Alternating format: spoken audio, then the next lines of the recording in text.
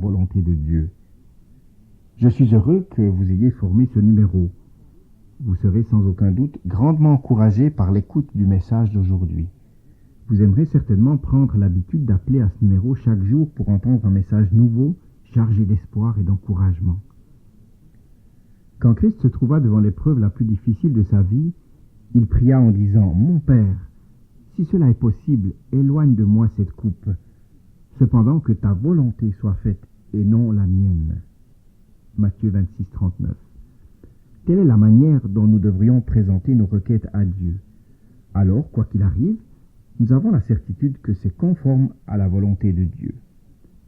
Quand Jésus enseigna à ses disciples à prier, il indiqua qu'ils devaient prier « Que ta volonté soit faite sur la terre comme elle est faite au ciel ».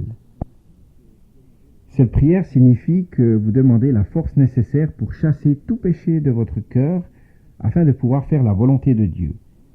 Faire la volonté de Dieu n'est jamais une corvée, car l'amour pour Christ fait de notre service pour lui un délice. Jésus disait « Je ne fais pas ma volonté, mais celle de mon Père qui m'a envoyé. » Jean 5, verset 30.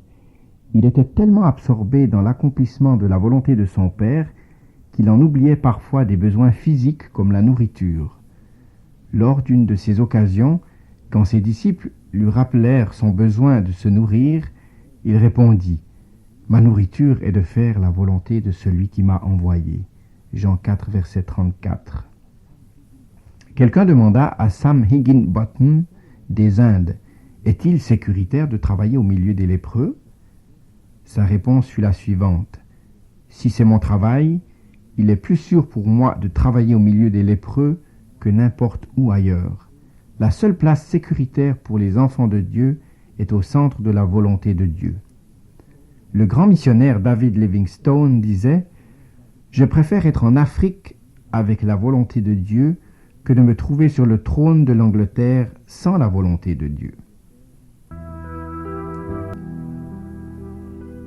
Nous vous rappelons que ces messages vous sont présentés par vos amis de l'Église adventiste du Québec, un service dans votre communauté.